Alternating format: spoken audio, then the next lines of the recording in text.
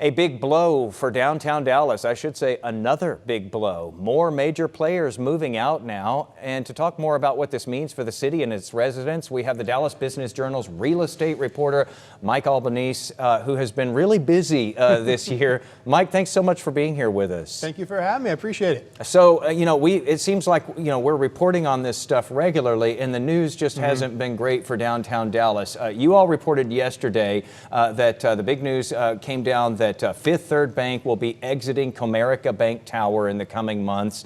And I guess the question here is, what does this mean for downtown Dallas? It means more downtown office vacancies. I think Comerica Bank's exit, or Fifth Third's Bank's exit from Comerica Bank Tower is over 200,000 square feet that'll be vacated.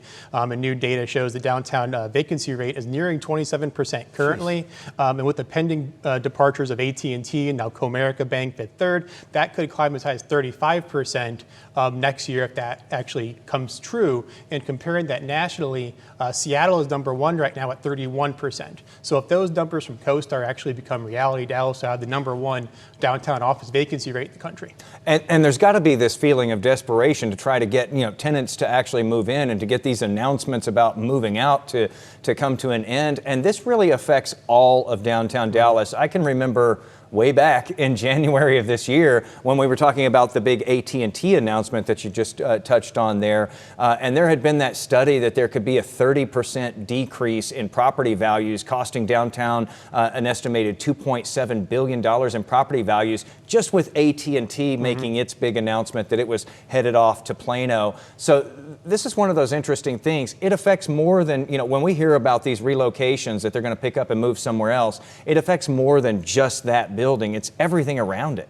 Absolutely. I think the downtown office vacancies have a ripple down effect. And I think from first and foremost, Fifth Third is trying to position this as not really an abandoning of downtown, is really a positive. They're actually making a pretty big investment at their new location at Preston Center, occupying 2 floors there with over 800 employees across North Texas.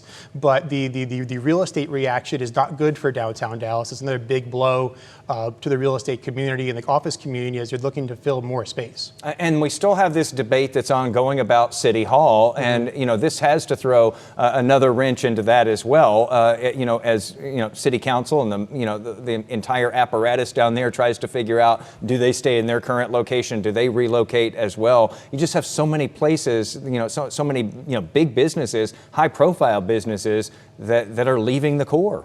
Yeah, and the City Hall debate really ties in really well to, really interestingly, with the downtown office vacancies. So the real estate sources we've talked to are saying it's even more imperative that Mavs stay downtown, whether it be at the City Hall site that's being rumored because they can essentially have the South Dallas site redeveloped with the Mavs arena and City Hall relocate downtown, giving South Dallas the reinvigoration it needs of that foot traffic and entertainment district, and then giving the City Hall employees back to the downtown core, putting people back in those downtown offices. But it's really intertwined between the Mavs, City Hall, downtown offices, and they all affect each other. But first thing that has to happen is if City Hall does, does need to relocate to have that happen. Yeah, we keep talking about this every time one of these announcement happens. That it's like the Mavs are just sitting there just gaining more leverage just by waiting to see what comes next.